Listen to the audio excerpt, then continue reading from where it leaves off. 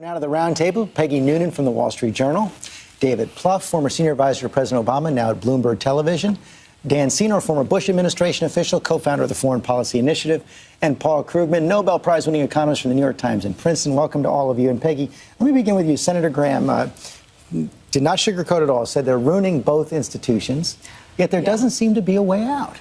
Yeah, it is fascinating that nobody seems to know where this thing goes and how it ends. I mean, it is a crisis. Normally, people have a sense of it. I think Lindsey Graham was very correct when he said we will all be better off and the Republicans will be better off when this particular shutdown ends. I think, look, people don't like these things. They like it when government works. Both parties suffer when stuff like this happens. But the essential point that nobody knows where this goes is the great mystery of this battle. And we're getting so close, Paul Krugman. And Republicans do seem to be trying to negotiate, led by Mitch McConnell, terms of surrender. But Democrats not willing to give, at least at this point, even much of a fig leaf. Yeah. So, first of all, I think it's actually kind of important that we don't know that it's exactly October 17th. Right. So, if we wake up Thursday morning and they haven't defaulted yet, don't say, oh, that was all a false alarm. But the consequences could also hit before October 17th. Yeah, probably not, I think. But it probably runs, it may well run a few more days. So, but the point is, this is very close. We're very close to the edge. The Democrats, the thing that you get always from them is their basic principle is we do not give anything under threat of extortion. Nothing, and of course the Republicans want a fig leaf, and that fig leaf has to involve we got something for our extortion.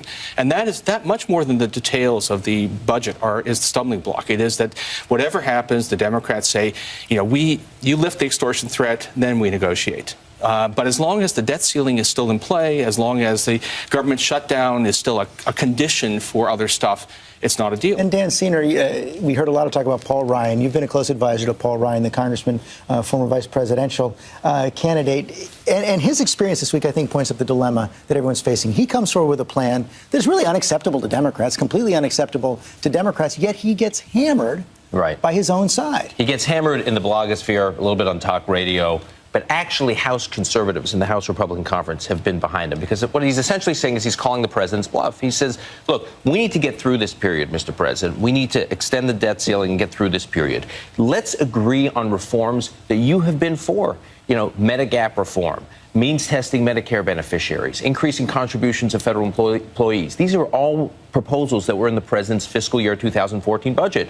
You say you want these things. You say you want to do real reforms. They can save hundreds of billions of dollars. It's not as massive a savings as Paul would have preferred in the reform package he's introduced in the past, but he's telling House Republicans, let's call the president's bluff and try to get something done. David Plouffe, of course, you worked closely with President Obama for many years. He seems convinced at this point that actually the consequences of negotiating are even more severe than the consequences of actual default. Does he really mean that? Well, obviously, he takes the threat of default enormously seriously. But I think after we went through in 2011, we got this close to default then. He doesn't want to do this again. No president should have to do this again. We've got to break this pattern. I do think ultimately there's probably a deal here, but we've got to take the threat of default off the table, reopen the government. Can we do some things on long-term entitlement reform, some things to help the economy in the short term, tax reform? I think we can. The question is right now, I do think there's a possibility of something coming out of the Senate that would get 70, 75 votes. But if Boehner insists on doing this with most of his caucus, I'm not sure the Tea Party is capable of reopening government or not defaulting right now. So I'm deeply concerned about this. I think the notion that somehow this is going to be easily solved this week is completely false. My sense is, I've been writing this. It's just what I think. Republicans made a mistake. They picked a fight. They had no strategy. They had no end game. They had no plan. That's what it is. It was a mistake. That having been said, I think the president has made counter mistakes, not only in the famous stories of the things that were forcibly shut down and the shutdown and all that stuff, but the sense he has communicated that, hey, I'm not having a conversation. We're not having negotiations. Presidents have to negotiate on debt limits. They have to own it. We have all seen, we've worked in White Houses, we've seen presidents do this. You can call what the other side does to you extortion. What it really is an argument and a deal, and at the end you trade some horses and do your best. No, it's never happened. Nothing like this has ever happened before. All of the alleged former examples, you actually look at them, they turn out to be either there was a budget deal that included a debt ceiling raise, but the debt ceiling was not a hostage, or once, Tip O'Neill held up the debt ceiling for one day, more as a symbolism. There was never before a case where one party pushed the U.S. government to the edge of default, demanding concessions in return. So every attempt to make this sound like business as usual, it's not. This is something completely out of the previous experience. It is more heightened, but it is still part of business as usual because it takes place within a context of an American president having to deal with the reality around him and the opposite party having to deal with the fact that he has the presidency, he has the executive. Make a deal. And there is a political reality here as well. Pretty striking poll come out in your paper this week, the Wall Street Journal, NBC Wall Street Journal poll. I want to go through some of the numbers right here. Shows the Republican Party taking the brunt of the blame for the shutdown. 53% blame the Republicans. The view of the Republican Party, 24% positive right now, according to the pollsters of the Wall Street Journal, the lowest they've ever recorded, 24% positive.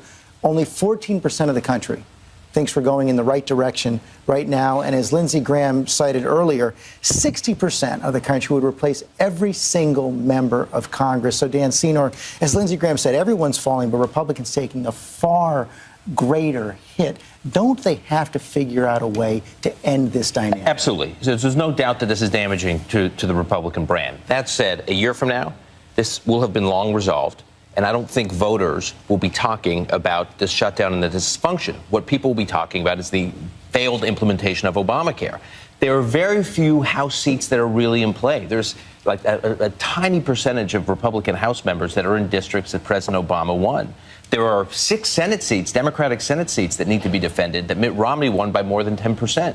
So the field, both in the House and the Senate, is much more favorable to Republicans.